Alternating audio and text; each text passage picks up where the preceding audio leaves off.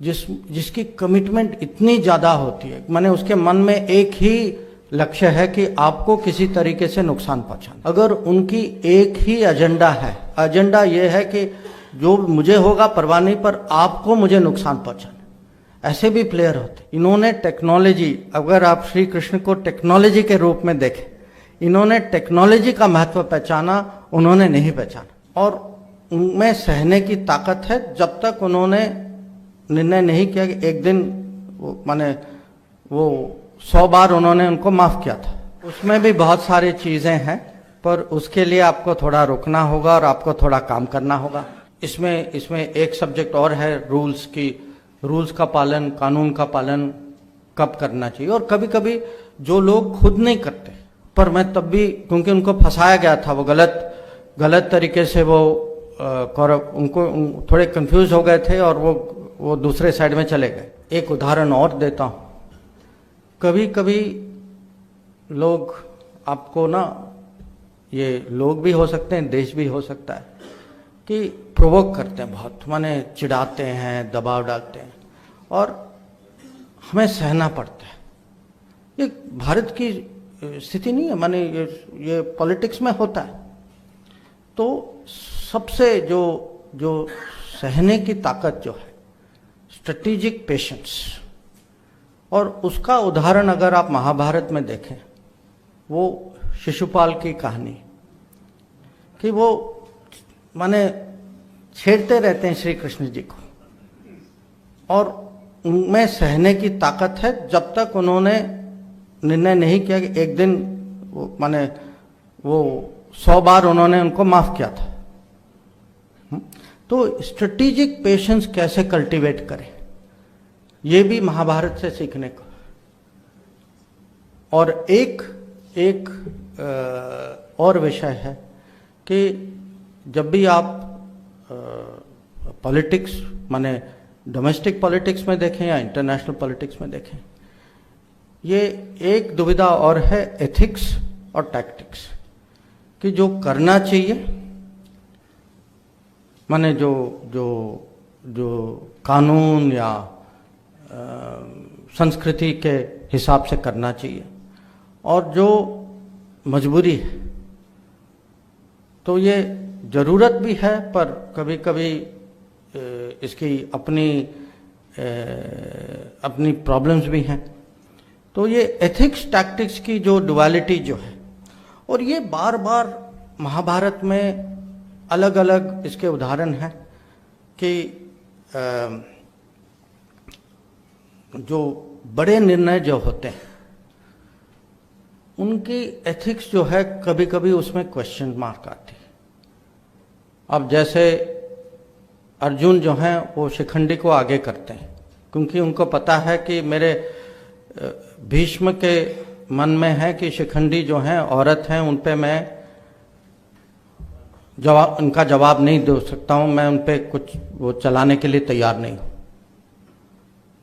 या करण से जो उनका जो आर्मर जो लिया जाता है, उनके जो इयररिंग्स जो लिए जाते हैं, वो भी लिए जाते हैं, जो उनको पता है कि इंद्र आए हैं, ब्राह्मण के रूप में आए हैं, मांगने के लिए आए हैं, वो मना नहीं कर सकते, पर उनको पता है कि ये हैं कौन, और तब भी वो देते हैं।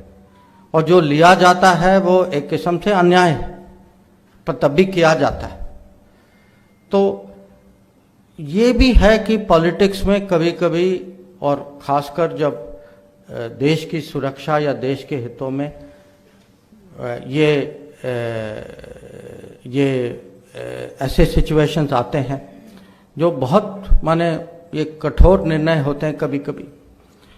और जो इसमें एक सब्जेक्ट और है रूल्स की, रूल्स का पालन, कानून का पालन कब करना चाहिए। और कभी कभी जो लोग खुद नहीं करते, जैसे अब आखिर में दुर्योधन जो है या कर्ण जो है, दोनों जो हैं एक किस्म से गैर कानूनी, गैर माने गलत तरीके से उनकी मृत्यु होती है।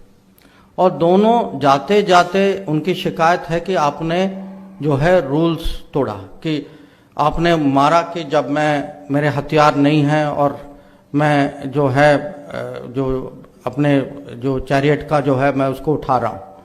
दुर्योधन का है कि आपने मुझे वेस्ट लाइन के नीचे मारा नहीं, और जो कह रहे हैं वो ठीक है, पर जो खुद जो उनकी अगर व्यवहार देखें तो ये भी देखना है कि पॉलिटिक्स में जो खुद रूल का पालन करते हैं उनका हक होता है कि दूसरों से वो अपेक्षा हो। जो खुद नहीं करते उनके बारे में भी सोचें, और आज की दुनिया के बारे में सोचिए। उससे ज्यादा मुझे कहने की जरूरत नहीं है। और ये भी है कि जो इसका विजय जी ने भी कुछ कहा था कि जो न्यूट्रल लोग जो हैं, और इसमें अलग अलग किस्म के लोग हैं, जैसे शाल्य जो हैं वो लड़ते हैं, कौरव साइड में लड़ते हैं, पर उनके मन में है कि अरे ये मेरे भतीजे हैं नकुल सहदेव, पर मैं तब भी, क्योंकि उनको फंसाया गया था, वो गलत तरीके से वो कौरव उनको थोड़े कंफ्यूज हो गए थे और वो दूसरे साइड में चले गए। तो अंत में जो अगर आपका साथी उसका पूरा मन आपके साथ नहीं है, तो ऐसे साथी का माने हमें भी सोचना चाहिए कि इसका लाभ है या नहीं, क्योंकि अंत में यही जो है ये कर्ण को मरवा देते कि जो आखिर की लड़ाई जो होती है ये उनके मन में वो कहीं ना कहीं वो कीड़ा डाल देते हैं कि भाई तुम अर्जुन के काबिल हो या नहीं हो, और जानबूझ के करते हैं क्योंकि इनसे मांगा जाता है कि भाई एक चीज तो करो हमारे लिए। तो या बलराम जैसे जो कि पूरे युद्ध में बाहर थे और फिर अंत में आते हैं और माने सबको ज्ञान देते हैं, और उस ज्ञान का कुछ फायदा तो होता नहीं है क्योंकि जो होना था वो हो चुका होता है। या रुक्मी है जो अपने आप को दोनों, पहले यहाँ जाते हैं फिर वहाँ से रिजेक्ट होकर दूसरी तरफ जाते हैं, और दोनों सोचते हैं कि उनकी अहम इतनी ज़्यादा है कि अंत में ना ये लेते हैं ना वो लेते हैं, तो वो एक राजा जो है वो बाहर रह जाता है लड़ाई से। तो जैसे मैंने कहा महाभारत से बहुत कुछ सीखने को है। ये भी है कि कभी कभी कोई ऐसा प्लेयर होता है जिसकी कमिटमेंट इतनी ज़्यादा होती है, माने उसके मन में एक ही लक्ष्य है कि आपको किसी तरीके से नुकसान पहुंचाना है। और महाभारत में ये सुषम होते हैं जो अर्जुन के पीछे पड़ जाते हैं, और क्योंकि उन्होंने अर्जुन को चुनौती दी, उस दिन अर्जुन को वहां जाना होता है, और इसीलिए अभिमन्यु की मृत्यु होती है कि कौरव का प्लान ये है कि अभिमन्यु को सुषम के चैलेंज से डाइवर्ट कर दो और फिर युधिष्ठिर को गिरफ्तार करने की कोशिश करो, और युधिष्ठिर को बचाने के लिए अभिमन्यु जाते हैं। तो आप देखिए कि कितना नुकसान सुषम ने अर्जुन को पहुंचाया, और उनकी पुरानी दुश्मनी थी। तो कभी कभी छोटे प्लेयर भी होते हैं, अगर उनकी एक ही एजेंडा है, एजेंडा ये है कि जो मुझे होगा परवाह नहीं, पर आपको मुझे नुकसान पहुंचाना, ऐसे भी प्लेयर होते, ये भी आप सोच लीजिए। और एक और सबक है महाभारत में, मुझे पता नहीं आपको ये जानकारी है या नहीं। पांडवों और कौरव के बीच में जो उनकी जो आर्मी जो थी उसका एक बैलेंस था, माने करीब करीब 7-11 का बैलेंस था। पांडव 7 थे, उनकी स्ट्रेंथ 7 थी, उनकी 11 थी। तो आप ये देखिए कि जो छोटे प्लेयर हैं एक किस्म से, जो कमजोर साइड है, उन्होंने भी अपने रणनीति के कारण, अपने सोच के कारण, और उनके और भी कुछ गुण थे, उसके कारण ये कहानी ये भी है कि कभी कभी जो कम शक्तिशाली माने जाते हैं उनकी भी जीत हो सकती, और ये भी सोचने की बात है। और उसमें यह भी है कि जिनकी रेपुटेशन अच्छी होती, जो हो सकता है कि अगर आप जो इकोनॉमिक या पॉलिटिकल या मिलिट्री मेजरमेंट करें वो अलग बात है, बट जिनकी रेपुटेशन अच्छी होती है, जिनकी ब्रांडिंग अच्छी होती है, जिनके दोस्त होते हैं, जो जिनकी अंडरस्टैंडिंग होती है, जैसे आपने भी वही उदाहरण जो आपने दिया कि जब श्री कृष्ण पूछते हैं कि मैं अकेला बिना हथियार के आपके साथ आऊंगा या आप मेरी आर्मी ले लो, आप क्या चाहते हैं? और दुर्योधन उनकी फौज लेते हैं, ये श्री कृष्ण बिना हथियार के कहते हैं कि आप मेरे साइड पे आ जाओ।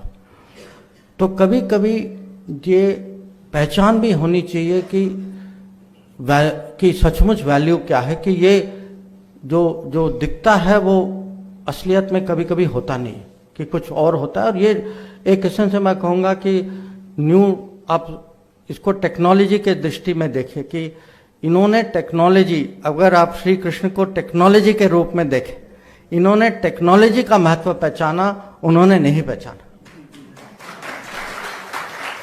तो ये इस चैप्टर में मुझे लगता है अभी तक, क्योंकि मुझे फीडबैक में बहुत इंटरेस्ट है, अभी तक इस चैप्टर में मुझे सबसे अच्छा फीडबैक मिला। और अगर मैं साफ कहूँ, मेरा कमिटमेंट भी सबसे ज़्यादा इस चैप्टर में था। तो मेरी आशा है कि अगले किताब, अगर मुझे किताब लिखने का मौका हो, तो अब मैं रामायण को इसी पॉलिटिकल साइंस डिप्लोमेसी साइड से मैं लिखना चाहूँगा। उसमें भी बहुत सारी चीज़ें हैं, पर उसके लिए आपको थोड़ा रुकना होगा और आपको थोड़ा काम करना होगा। पर आज सचमुच आप सब लोग आए हैं, मैं बहुत मैं अपनी आभार कृतज्ञता मैं प्रकट करना चाहता हूँ आप सब लोगों को। और मेरे लिए बहुत गर्व की बात है कि ये किताब अब आप गुजराती में पढ़ सकते हैं। मैंने अभी तक प्रधानमंत्री को इंग्लिश कॉपी दी है, मैं वापस जाकर अब मैं गुजराती कॉपी। थैंक यू, नमस्कार।